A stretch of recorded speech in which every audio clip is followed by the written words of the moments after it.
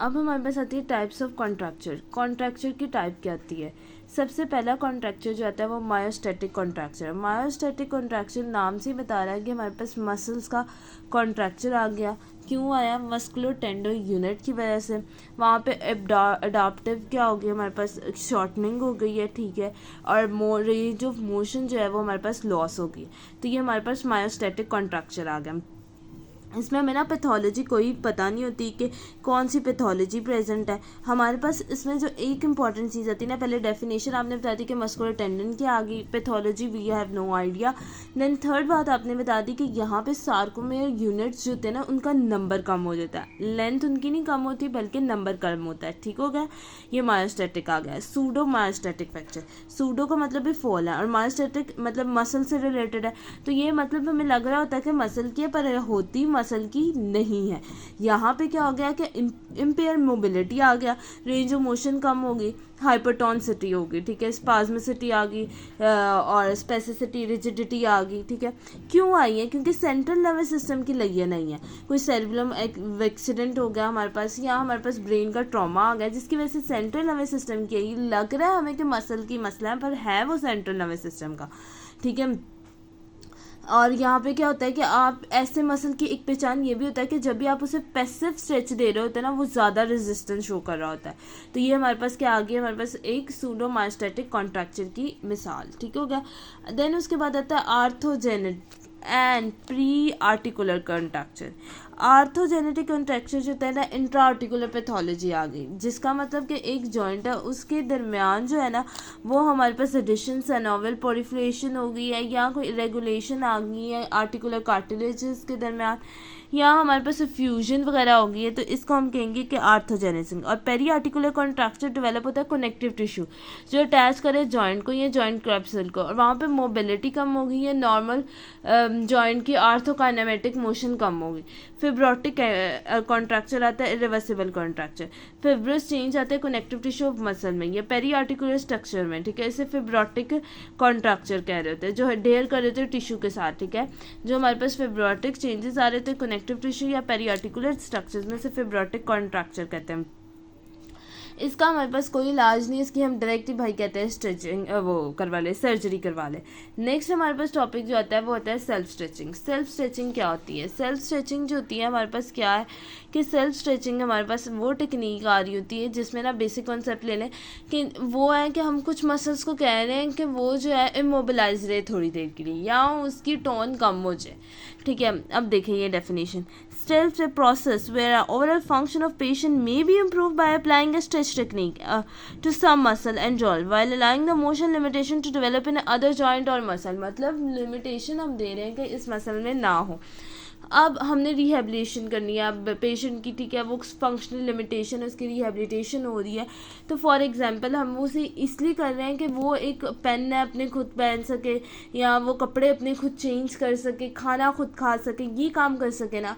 तो अब जो स्पाइनल कॉर्ड की इंजरी आती है बेसिकली उसमें क्या होता है कि पेशेंट बैठ ही नहीं सकता, वो बैठता है तो आगे की तरफ गिर जाता है, ठीक है। क्यों? उसके लो बैक के एक्सटेंसर्स जो होते हैं वो वीक हो जाते हैं। तो हम क्या करवाते हैं कि हैमस्ट्रिंग की स्ट्रेचिंग करवाते हैं। हैमस्ट्रिंग की स्ट्रेचिंग करवाते हैं तो लो बैक के एक्सटेंसर्स जो होते हैं वो अपनी जगह पे आ जाते हैं। हैमस्ट्रिंग उनके इतने होते हैं जिसकी वजह से वो आगे की तरफ गिरते नहीं हैं। इसी तरह जो हमारे पास रिस्ट होती है ना, रिस्ट के फ्लेक्सर वीक हो जाते हैं, ठीक है। तो वो हम क्या करवाते हैं, रिस्ट की एक्सटेंसर्स को की स्ट्रेंथनिंग करवा रहे होते हैं या स्टिचिंग करवा रहे होते हैं जिसकी वजह से वो जो है वो ग्रिपिंग ईजीली हो सके। फॉर एग्जांपल उनका हाथ होता है इस तरह, ठीक है। तो ये हमारे पास जो आता है ना, ये लिखी हुई है टेंडनाइटिस एक्शन या टेंडनाइटिस ग्रिप भी से कहते हैं, इस तरह होता है, ठीक है, इस तरह होता है इनका हाथ। तो हम इनकी स्ट्रेचिंग करवा के इसे इस तरह कर देते हैं ताकि देखिए अगर मैं इस तरह हाथ रखूँगी तो मेरी ग्रिप अच्छी होगी, मैं अपने कपड़े खुद चेंज कर सकती हूँ, मैं पेन पकड़ सकती हूँ, मैं कुछ भी कुछ कर सकती हूँ खुद इस तरह ग्रिप के साथ, ठीक है। ये देखिए ग्रिपिंग अच्छी है, लेकिन इस तरह होगा मेरा हाथ तो वो ग्रिप नहीं अच्छी होगी, ठीक है, इस तरह।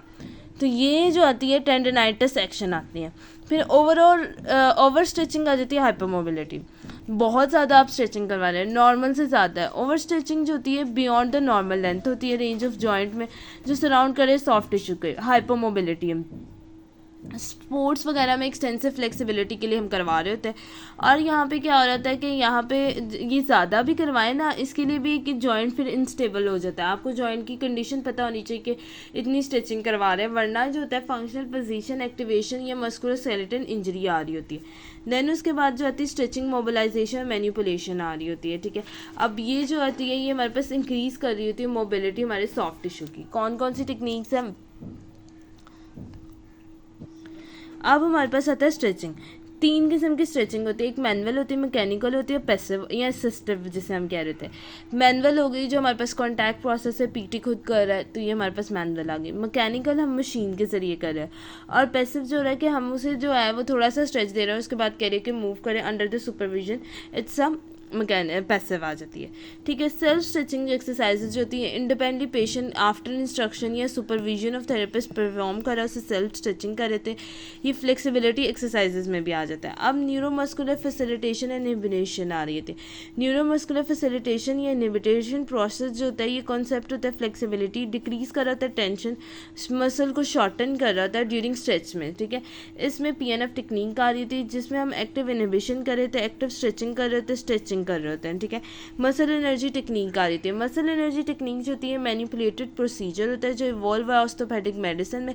अब देखो मसल एनर्जी टेक्निक है तो मसल की लेंथनिंग करनी है। मसल्स में हमारे पास क्या होता है, फेसिका होता है, मोबिलाइज जॉइंट कर रहे थे, वॉलंटरी मसल कॉन्ट्रैक्शन हो रही थी। देन उसके बाद जॉइंट की मोबिलाइजेशन एंड मैनिपुलेशन आती है। हमेशा याद रखते हैं जॉइंट की मोबिलाइजेशन जो होती है with in the range of motion होती है, स्लो होती है और रिदमिक होती है, जबकि मैनिपुलेशन जो होती है शॉर्ट होती है, क्विक होती है और beyond the range of motion आ रही होती है। तो वो हमारे पास क्या आ रही है, manipulation. Joint manipulation skill manual therapy में यूज़ कर रहे होते हैं, ये अप्लाइड जॉइंट के स्ट्रक्चर पर कर रहे होते हैं।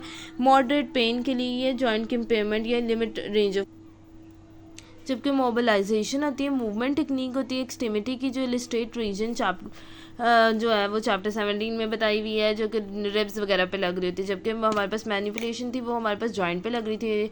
ये हमारे पास जो है टेक्निक एक्सट्रीमिटीज़ पे लग रही है, रिब्स वगैरह हो गए, या हमारे पास सेक्रम टेम्पोरोमैंडिबुलर जॉइंट पे प्रेजेंट हो रहा था, ठीक है। ये स्पाइनल जॉइंट पर है। सॉफ्ट टिश्यू की मोबिलाइजेशन टेक्निक है जो कि हमारे पास क्या कर रहा है कि एक्सटेंसिबिलिटी करेगा सॉफ्ट टिश्यू की और लिमिट मोबिलिटी कर रहा होगा। मैनुअल प्रेशर देते हैं, स्लो दे रहे थे। स्ट्रोक के पेशेंट में मायोफेशियल मैनी टेक्निक्स जिसमें थे फ्रिक्शनल मसाज आते हैं, मायोफेशिया को रिलीज़ करना। ट्रिगर पॉइंट्स होते हैं जहाँ पे आपको ना मसल, अगर ये मसल है ना, मसल है कोई भी, इसका मसल का बल्क फील होना है, वो ट्रिगर पॉइंट होती है जहाँ से पेन रिलीज़ होती है, तो उस पर प्रेशर अप्लाई करने से पेन कम हो रही होती है। देन उसके बाद हमारे पास न्यूरल टिश्यू मोबिलाइजेशन आ रही होती है। ये टेक्निक होती है इंप्रूव और रिस्टोर करे थे नर्व मोबिलिटी को। टिश्यू एडिशन ये स्कार टिश्यू में, ये सर्जिकल प्रोसीजर में इंक्रीज करे थे टेंशन एंड एडिशन को, ठीक है। कॉन्ट्रा इंडिकेशन आती है और इंडिकेशन आ जाती हैं कि स्ट्रेचिंग कब नहीं करवानी। इंडिकेशन में आ रहा होता है कि रेंज ऑफ मोशन आप देखें लिमिट हुई हुई है सॉफ्ट टिश्यू की, एक्सटेंसिव एडिशन या कॉन्ट्रैक्चर या डिस्कार फॉर्मेशन से। रिस्ट्रिक्शन आ गई मोशन में स्ट्रक्चरल डिफॉर्मिटीज़ की वजह से। मसल वीकनेस हो गई, शॉर्टनिंग हो गई ऑपोजिट मसल की। टोटल फिटनेस और स्पोर्ट्स स्पेसिफिक में हम करवा रहे होते हैं, ठीक है, उसमें, ठीक है। फिर विग्रेस एक्सरसाइजेस में हम करवा रहे होते हैं कि कोई भी विग्रेस स्ट्रेचिंग कर लें भाई, ठीक है। फिटनेस के लिए करवा रहे होते हैं। और फिर मसल वीकनेस या शॉर्टनिंग है, रेंज ऑफ मोशन के लिमिटेड है, तो हम कहते हैं स्ट्रेचिंग कर ले भाई। स्ट्रक्चरल डिफॉर्मेशन है, स्ट्रेचिंग कर ले। एडिशन की कॉन्ट्रैक्शन है, स्ट्रेचिंग कर ले। कहते हैं बोनी ब्लॉक हुआ है तो जॉइंट के मोशन को आपने लिमिट हुई हुई है तो ना करें। रीसेंट फ्रैक्चर हुआ है या इन्फ्लेमेशन एक्यूट है तो फ़ौरन ही ना, हीट या स्वेलिंग है तो आप जाके फ़ौरन स्ट्रेचिंग करवाने लग जाए। हेमाटोमा फॉर्मेशन है तब भी नहीं करना। हाइपर मोबिलिटी तब भी नहीं करना। सॉफ्ट टिश्यू का मसला है तब भी नहीं करना। अब इसके बाद आता है पोटेंशियल बेनिफिशियल क्या आ रहे होते हैं।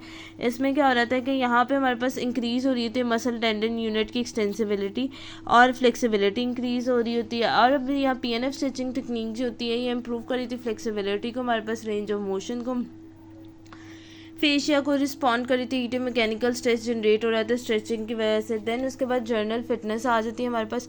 ये हमारे पास इंप्रूव करी थी flexibility, range of motion, stretching exercises में वार्म अप और कूल डाउन आ रहा था। अदर जो थी स्ट्रेचिंग एक्सरसाइजेस रिड्यूस करी थी soft tissue injury, post injury को। इंजरी जो आ जाती है इसमें क्या हो रहा था कि हमारे पास डिक्रीज़ होती है फ्लेक्सिबिलिटी, ठीक है, कोई भी इंजरी हो या लोअर एक्सट्रीमिटी की ज़्यादातर मस्कुलर टेंडन इंजरी में ना हमारी रेंज ऑफ फ्लेक्सिबिलिटी कम हो जाती है, ठीक है। तो यहाँ पे हम क्या कर रहे होते हैं कि स्ट्रेचिंग एक्सरसाइजेस प्रिवेंट और रिड्यूस हमें करेगी कि ये नहीं कि वो आप it is not likely to date stretching exercise prevent और रिड्यूस द इंजरी डेज, ठीक है। आप ये नहीं है कि फ्लेक्सिबिलिटी आपकी कम है, आप भाई कर लें मस्कुलर टेंडन की आपको इंजरी आ गई तो आपको स्ट्रेचिंग में ये एक्सरसाइज कम कर देंगे, ऐसा कुछ नहीं होगा, ठीक है। और ये हम कह सकें कि पोस्ट एक्सरसाइजेस का जो मसल सोरनेस है उसको कम कर सकते हैं, ठीक है। इंडिकेट लिटिल लिंक होता है कि क्यूट बाउट्स ऑफ स्ट्रेचिंग आप वार्म अप लगा दें स्टिटेनियस इवन या प्रिवेंट कर reduction in likelihood soft tissue. Enhance the performance के लिए फिजिकल परफॉर्मेंस इंक्रीज करने के मसल की स्ट्रेंथिंग पावर इंडोरेंस इंप्रूव करे तो फिजिकल फंक्शन को। फिटनेस रिलेटेड भी होता है, इफेक्टिव इवेल्यूएट करना होता है कि स्ट्रेचिंग फिजिकल परफॉर्मेंस के लिए क्या है। तो स्ट्रेचिंग कैरिड आउट की जाती है स्टेनियस एक्टिविटी में। फिर एक्यूट स्टैटिक स्ट्रेचिंग जो होती है ये डिक्रीज़ कर रही होती है, इन्हांस कर रही होती है मसल परफॉर्मेंस, मसल इंडोरेंस वगैरह को, ठीक है। क्रॉनिक और डायनेमिक स्ट्रेचिंग आ रही होती है। डायनेमिक स्ट्रेचिंग जो होती है ये range of motion of E joint से आ रही होती है, ठीक है। देन उसके बाद हमारे पास आ जाती है डायनेमिक स्ट्रेचिंग, जो हमारे पास क्या है कंट्रोल मूवमेंट है, ठीक है, जो डायनेमिकली जो हम कंट्रोल कर रहे हैं। और similarly perform stretching exercises comprehensively. Chronic जो होती है इंक्रीज़ करती है फ्लेक्सिबिलिटी को, जो बेनिफिशियल इफेक्ट रख रही थी फिजिकल परफॉर्मेंस के ऊपर, और स्ट्रेचिंग इंप्रूव कर रही थी हमारी पावर को। Thank you so much.